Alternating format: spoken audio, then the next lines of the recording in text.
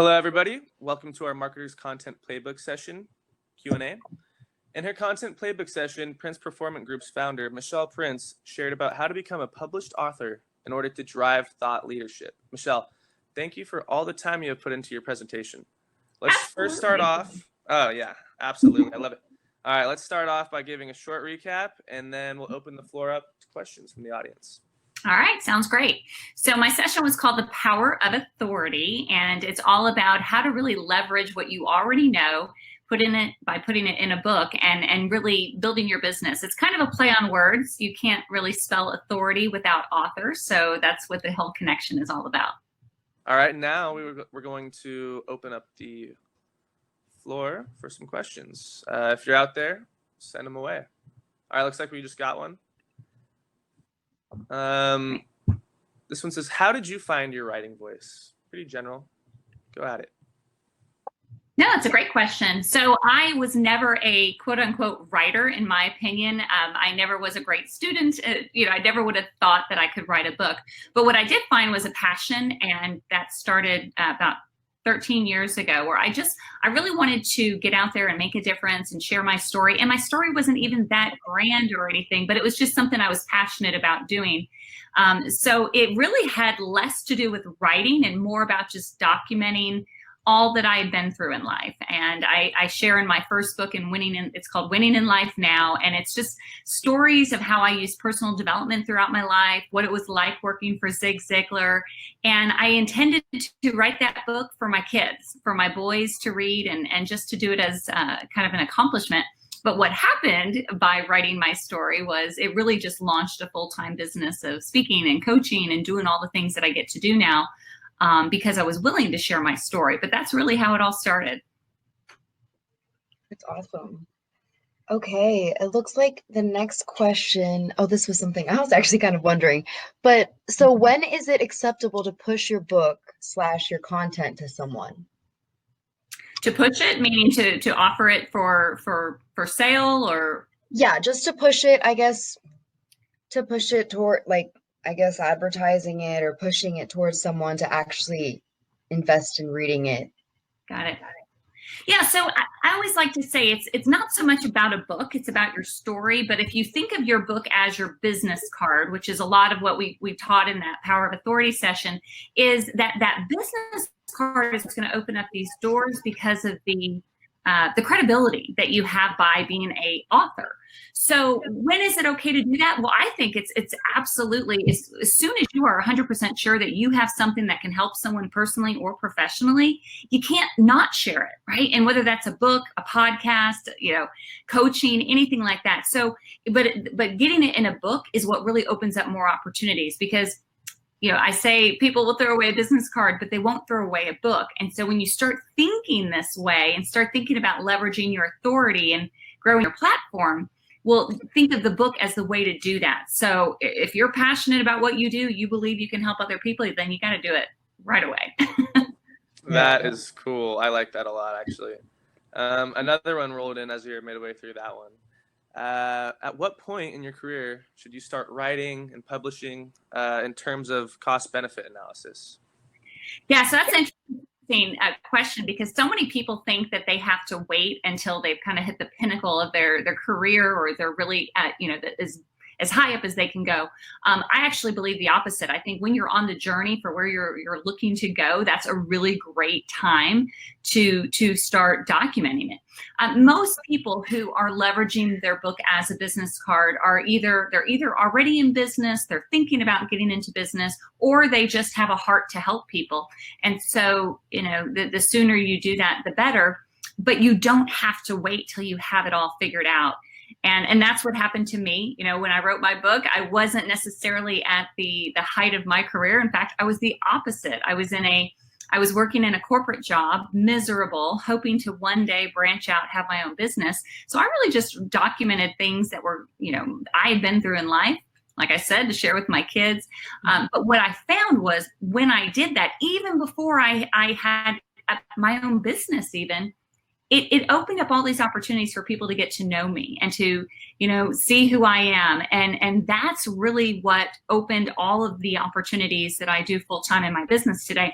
Not because I was successful, but because I wrote a book, I put myself out there, people connected with my story, and that's really what initiated all that. So doing it as soon as possible. Yeah. Yeah, I know in your presentation you talked about doing it like right now because of the time and the circumstances that we're in anyways. And I mean, that made me even want to start writing a book or something. I was like, oh my gosh, I need to do something. Well, and we're all in the same, somebody put it this way, we're all in the same storm. Some of us are just in different boats, right? Some of us have it a little bit worse than others, but we're all going to emerge out of this season, and you're either going to be better than you went in or not. And so the people that I've been working with, the authors, the people that have been thinking about writing a book forever, they're doing it now, because now there's never going to be a better time to just, have this time to really think and reflect and get it out there.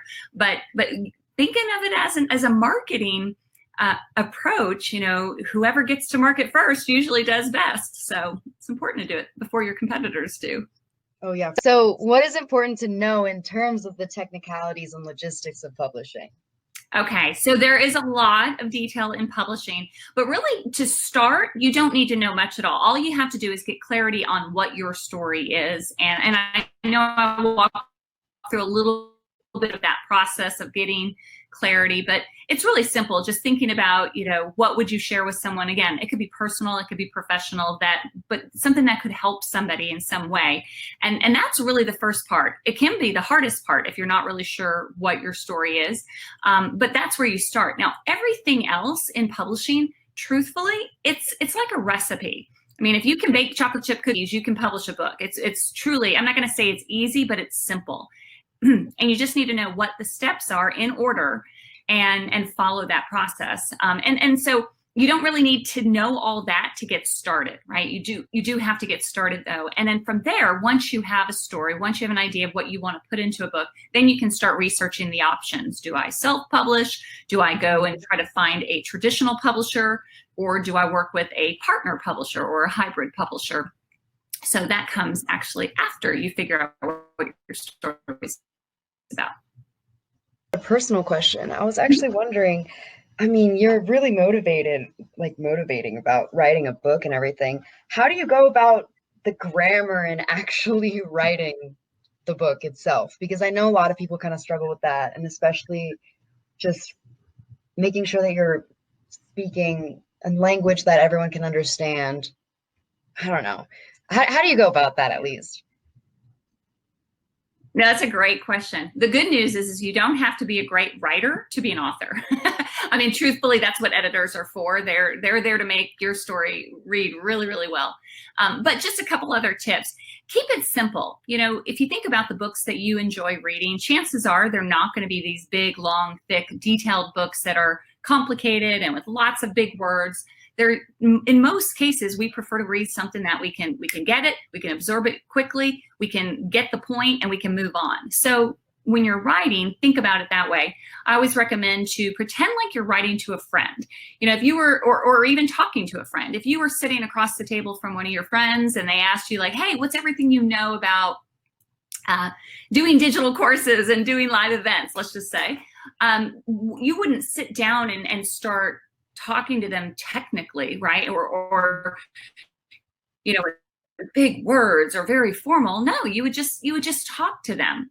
And really good books are that connect with an audience. Now, all books have different purposes, but a nonfiction book that you're writing to really open up opportunities, to leverage the authority that we're talking about, you want to keep it simple.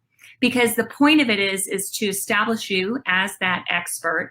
And there's so much but the goal, if you're using this book as a business card, it's really just to get people to connect with you, kind of like social media, right? You don't put everything out there. The goal is to get them to come back and want to know more. And that's kind of what you need to do with a book. But don't feel like you have to be this great writer. In fact, I promise you, I'm not. Talk to my editors and they'll tell you I was, especially my first book.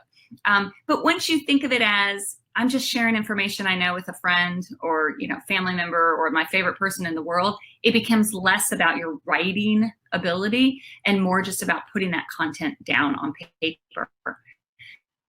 Because after it's on paper, that's when you can hire people to make it read well. But you know your story, so you got to get it out on paper first. This one, not really a question. It just says, a piece of advice for someone with imposter syndrome.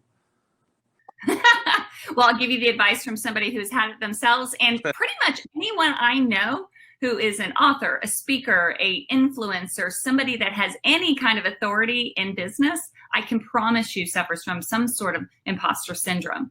And I see it a lot from people that are following their passion, meaning they're either writing about something they're excited about, or they're speaking on it, or they have a heart to help people. Those are usually the people that have the biggest imposter syndrome, because you're coming at it as, you know, I'm just sharing what I know, but who am I? You know, I'm no different than you. And I've said that for years. You know, I am no different from anyone listening. The only difference is I maybe took action on a book and some other things, but truthfully, you know, nobody is better or different. But what I will say is you got to get over whatever that imposter syndrome is, because there is something that you've been through, or something that you've learned, or something that you've experienced that somebody, even if it's one person, that somebody needs to hear. They need that encouragement, or they need that direction, or, you know, inspiration. And so if you don't share it, you're really, you know, doing a disservice to the people that you probably want to help the most. So sometimes it's just getting over ourselves. And, you know, what a quote that I've said for years too is, people will believe in you to the exact degree you believe in yourself. And what that means is you have to believe in you first before anybody else is going to buy into you. Because if you show up and you have this, you know, lack of confidence, or like, oh, if you really knew the real me, well, guess what? Everyone else is going to judge you in that way. But if you show up and say, you know what? I know a couple things about this topic. I have a heart to help people, and I'm the best person to share this with you. People are going to believe that too. So imposter syndrome is just, you know, we just got to get over ourselves, but we all have it to some degree. Yeah, for sure. So in your presentation, you talked about how having a physical book, nobody throws away a book, but they throw away a business card. So what would you do about something like an ebook necessarily? Like, what are your thoughts about ebooks? Well, I think you have to have all of them. So there's, you know, a physical book, and that could be a full book, or it could be just a little mini book, which is equivalent of about a chapter. It could be a chapter in a book. It could be an ebook, audio book. And so when we do books for folks, we recommend you do all of them, because people learn differently. And some people, a lot of people like a physical book, then other people don't. Other people read books on their phones, or they're listening to books. So when you're thinking about publishing a book, it's got to be in all of the different formats so that you hit all of the different learning styles, and that way you don't leave anyone out. But ebooks are equally as important. And by the way, it's the exact same amount of work, and the process is exactly the same to publish an ebook as you would a physical printed book. The only step missing is the print part of it. That's it. Everything else is the same. Have any final words, maybe jumping off of what we've just talked about? Yeah. Or anything else? Yeah, I do. One last thing I'd just like to say. So the authority journey, or the framework that I walked you through in the presentation, it's not about a book. And in all of that, yes, a book is a part of this. But you really need to look at your story, your message, you know, what it is that you have to share with the world as part of just your overall story. Because you can put it in a book, you can put it in a ebook, physical book, you can put it in a podcast, you could do it as coaching, you could do it on a speaking stage, you could do it as a Zoom meeting. The point isn't so much how you get that message to them, but the message itself. So my suggestion would be is really thinking about, what is it that you know? What are you passionate about? Where can you combine passion and experience? And then get that out on paper to start, but then looking for other ways to grow your authority. That's how all the people that have influence right now, or anytime in the world, it's not so much because they were different or better. It's because they were able to take what they know and get it out in a way to get in the hands of as many people as possible. But also just, you know, getting creative with that. So it's all about the power of authority. Yes, part of that is writing a book, but there is so much more. And one last thing I'll share, and it's just a fun little analogy that my friend Tom Ziegler shared with me one time, and it's called the sin of the desert. And we don't want to make this we don't want to make the sin of the desert. And what that means is, the sin of the desert is if you are in the desert and everyone is just dying because they're dehydrated, they're thirsty, right? They can't survive in the elements, but you know where the water is and you don't tell them. That's a sin. And we would never, ever, we wouldn't do something like that, right? But it's the same thing if you have something that you know could benefit someone and you don't share it in a book, on a podcast, in coaching, speaking, whatever, that's not okay. So getting comfortable with the fact that everyone has a story, every story matters, and the story is to benefit someone else. But the reality is by sharing your story, now you're building this platform. That's how you gain your authority. But that's really how you make an impact in other people's lives. And it's worth it. Michelle, that is a powerful message. Seriously, that's awesome. I like hearing that myself. I love storytelling too. So thank you for your time. Thank you for the presentation. You're getting a bunch of thank yous in the chat. So yeah, thank you.